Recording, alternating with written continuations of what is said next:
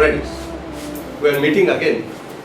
I am Deepak Kannal from Faculty of Fine Arts, MS University of Baroda, and today we are meeting to discuss the principles of structuralism as a part of the postgraduate program in Philosophy and Aesthetics for visual arts.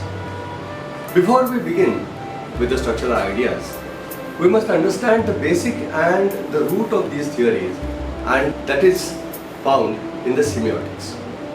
Semiotics includes structuralism, post-structuralism, and deconstruction.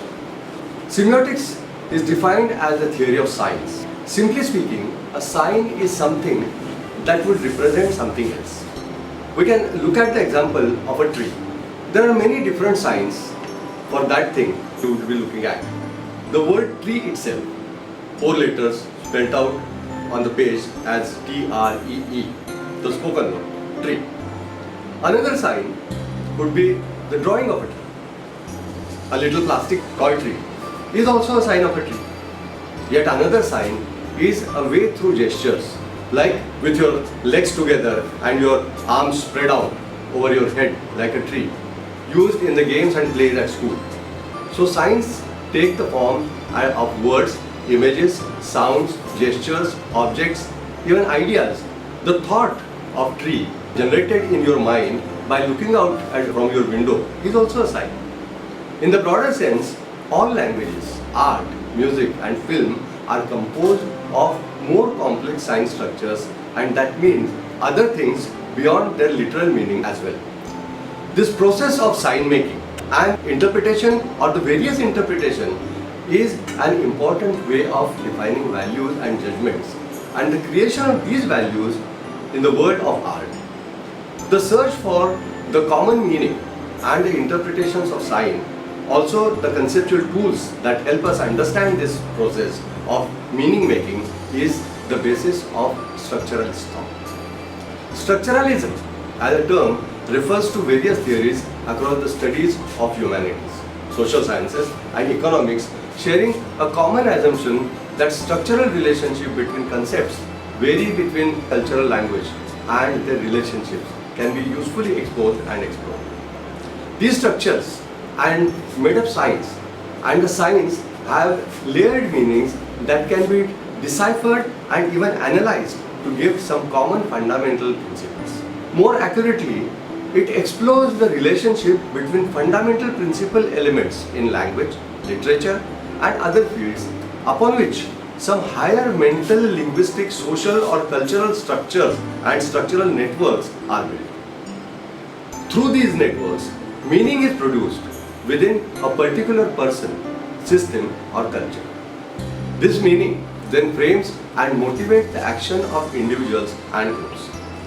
Structuralism as a field of academic interest began around 1958 and peaked in the late 1960s and 1970s. The founding semioticians are considered to be Ferdinand de Saussure and Pierre. Structuralism is generally traced back to structural linguistics. We must therefore understand the basics of these thoughts. But although almost anything has the potential to be a sign, it can only function as a sign if it is interpreted as a sign. Signs have to be recognized as signs in order for them to function as signs. For many art historians, semiotic functions as a more interdisciplinary version of iconography and iconology, an expanded way of asking questions about what works of art mean and how they go about creating or expressing these meanings. Semiotic provides a more precise language and framework for understanding the multifaceted connection between images and society and images and the viewer, and for understanding not only what works of art mean, but how the artist, viewer and the culture at large go about creating those works. The theory of sign existed in different forms since ancient times. The modern theory of signs is based fundamentally on the work of two people. The Swiss linguist Ferdinand de Saussure, who lived from 1857 to 1930, and the American philosopher Charles Sanders Peirce, 1839 to 1940.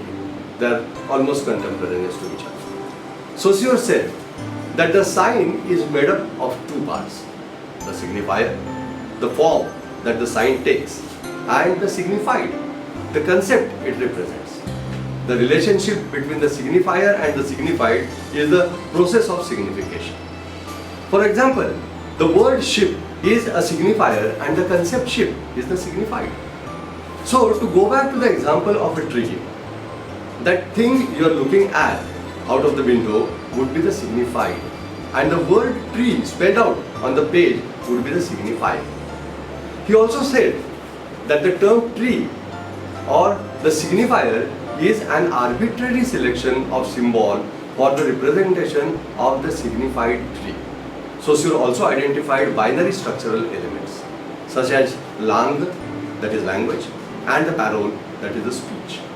Langue is the larger grammatical and written structure from which individual speeches or paroles come from.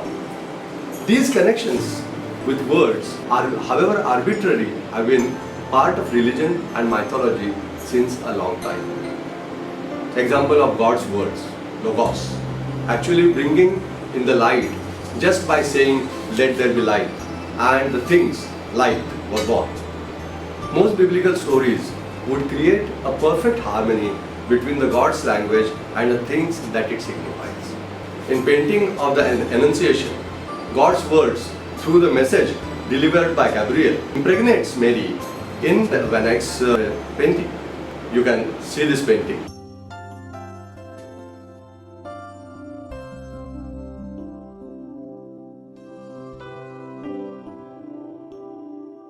Annunciation in the church. In this painting, the words are given importance as they can be seen in gold on the painting. This view about the perfect harmony between language and the thing it represents is opposite to Saussure's view of the complete random nature of the selected signifiers. Saussure emphasizes that meaning arises from the differences between the signifiers. These differences are of two kinds: syntagmatic, that is concerning the positioning, and paradigmatic, that is concerning the substitution. For example, in the sentence crime pays, the element crime has a syntagmatic relationship with pays that determines, among other things, their order relative to one another and the fact that pays has inflection. At the same time, crime has paradigmatic relation with the countless other elements, including the inflectionally related crime, the derivationally related criminals, the conceptually related misdemeanor, and the conceptually opposite legality. The phonetically related crime, langue, Saussure insisted, is form, not substance. Saussurean notion of paradigmatic and syntagmatic relations become the hallmark of 20th century linguistics. First, because it proposed that a single principle of structure unites all the levels at which language functions: sound, form, and meaning. Second, because it suggests a way of analyzing language that would not depend on a simple listing of elements with their translation into either another language or some sort of philosophical interpretation. Elements could henceforth be analyzed according to the relation they maintain with other elements, and the language could be understood as the vast system, not of these elements but of these relations. For example, see the following figure of the syntagmatic axis. According to Saussure, the value of each linguistic sign determined by its relationship to other signs within an utterance, that is syntagmatic, and by its relation to other signs that could replace it in its position, that is paradigmatic relationship. Ferdinand de Saussure himself used the term associative. In art history, compare this to a Doric column which can be replaced by an Ionic or a Corinthian column paradigmatically, but will usually be in the order talobate, column, architrave in a syntagmatic sense. Charles Sanders Peirce conceived the structure of signs somewhat differently.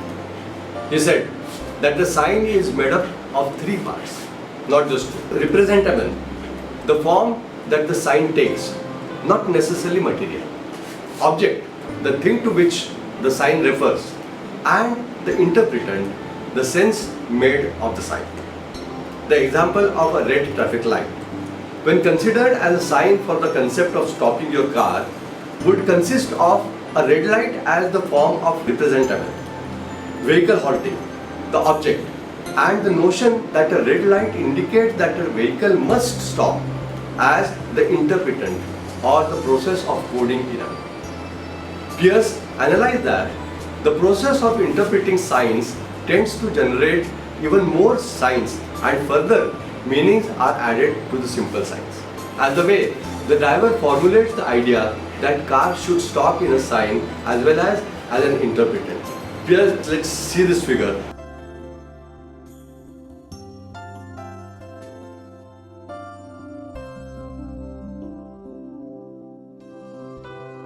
To understand this structure, the structure is sometimes represented as a triangle in which the dotted line between the sign vehicle and the reference indicates that there is no automatic or natural connection between the two. The connection must be constructed. Peirce developed a very elaborate taxonomy of many signs. But what is most helpful to art historians is his identification of three basic kinds of signs. Symbol. The signifier is purely arbitrary or conventionally and it does not resemble the signified, for example, the alphabetical letters or numbers. Traffic signs are just random figural images given in a certain universally understood meaning.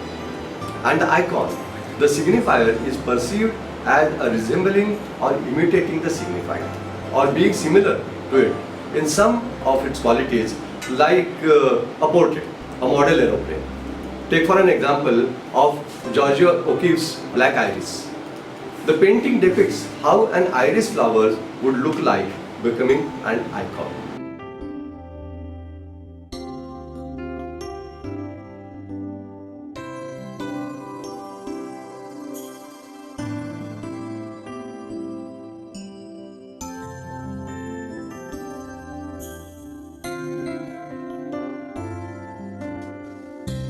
The index, the signifier, is not arbitrary but is directly connected in some way, physically or casually, to the signified in a way that can be observed or inferred.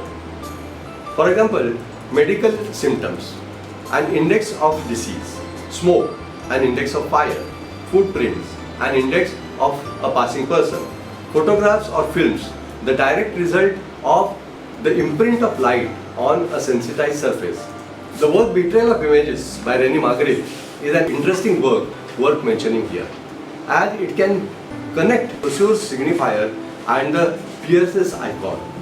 Its depiction of the very object, feeling, icon, and the written word message breaks the illusion of the icon.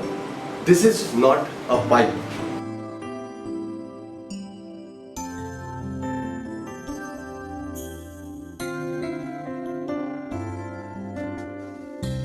The betrayal of image. Signs don't usually belong exclusively to one category. There is a great deal of overlap.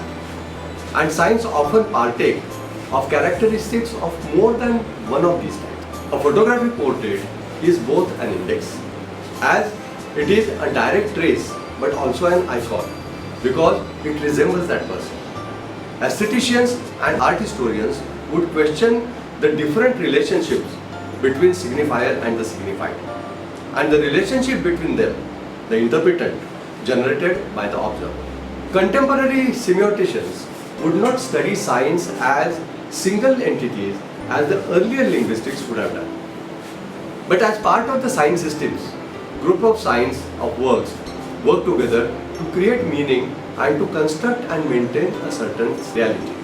The concept of the code is fundamental in semiotics. Saussure, for example, stresses that signs are not meaningful in isolation, but only when they are interpreted in relation to each other. The code is the complex sign circulating in any given society.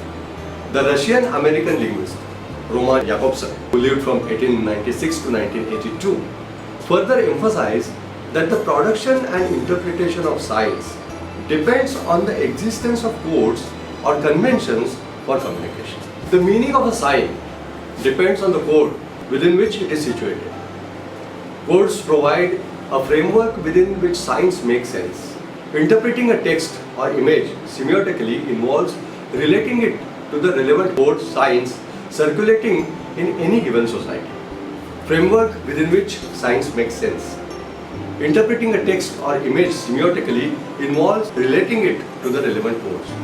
For a signifier to be understood, it must signify something that is understood to be the same for all members of a community. For example, English speakers, French speakers, etc. But even though it seems so natural, a connection like a little plastic tree obviously represents a tree to your eyes, you can't assume that everyone knows that code. For example, if a person from a far-off island or a tribal culture who didn't even have exposure to plastic toys and had not learned that particular code for representing things might not recognize the little plastic tree as a representation or a sign for a tree.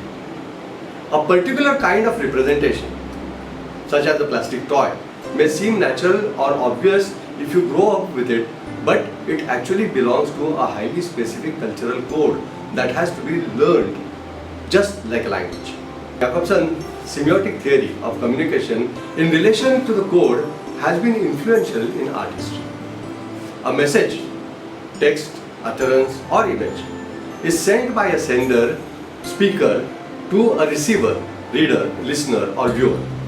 In order to be understandable, this message must refer to the reality that sender and receiver share. This reality is called the context. So the steps of communication are emission, message reception, references, code. Jakobson's theory emphasizes that signs are about communication as a culturally specific process. Jakobson was influenced by Thiers and Saussure. He took Saussure's syntagmatic and paradigmatic differences of sign and associated them with metaphor and metonymy. Metonymy is syntagmatic. It is associated in linear time. Metaphor is paradigmatic or associative, both meaning the same. Taking painting as a semiotic system, then metonymy would be the arrangement or the element of a work of art and metaphor to the content and the associative meaning thereof. Jakobson wrote articles relating to the structuralist element in Dada and Futurism. For Dada, he seems to have said that it was like an international sign system that is also philosophically anti-system. Claude Lévi-Strauss, who lived between 1908 and 2009, is widely regarded as the father of structural anthropology. In the 40s, he proposed that the proper focus of anthropological investigations was on the underlying patterns of human thought that produce the cultural categories that organize worldviews hitherto studied. We used cultural linguistics to study the tribal myths of North and South America. He was interested in studying the universal structure of myths through language.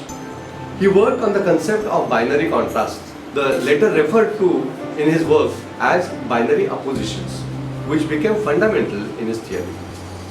He maintained that culture is a dialectic process, thesis, antithesis, and synthesis. Lévi-Strauss proposed a methodological means of discovering these rules through the identification of binary oppositions.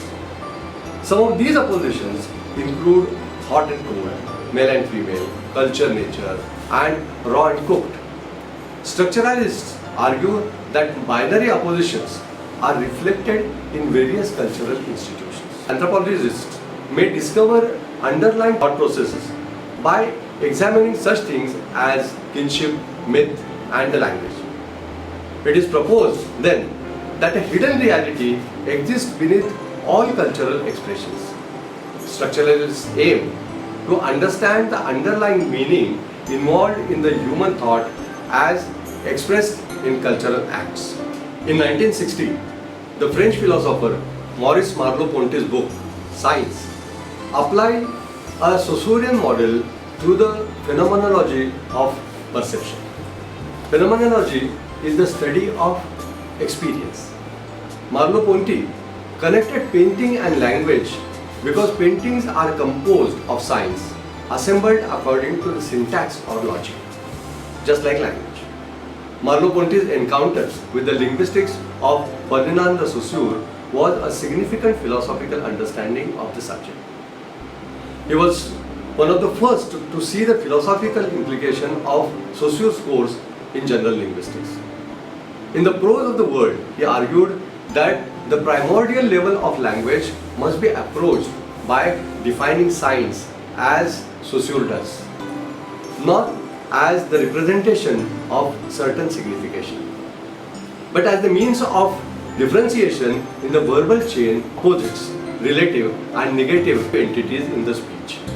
He writes, a language is less a sum of signs, that is words, grammatical and syntactic forms, than a methodological means of differentiating signs from one another and thereby constituting a linguistic universe of which we later say, once it is precise enough to crystallize significant intentions and to have it reborn in another, that it expresses a word of thought. He also felt that painters and writers are connected.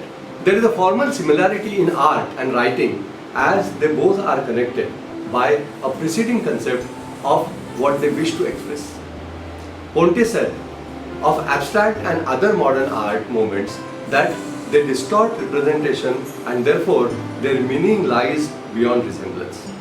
Even though modern art subverts resemblance, it still belongs to the past by challenging it. We will discuss the interpreting of codes and signs in the second part of this module.